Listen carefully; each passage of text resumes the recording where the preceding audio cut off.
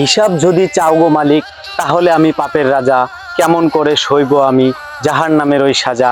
কুরআন হাদিস সবই মানি, বাস্তবে তাও অপূর্ণ, যোগ বিয়োগের হিসাব দেখি আমলনামা শূন্য। সুস্থ থেকে শুকরিয়া নাই, তোমার কাছে হইলাম ঋণ, ইবাদতবিহীন সময় কাটাই, আদৌ কি আমি মুসলিম?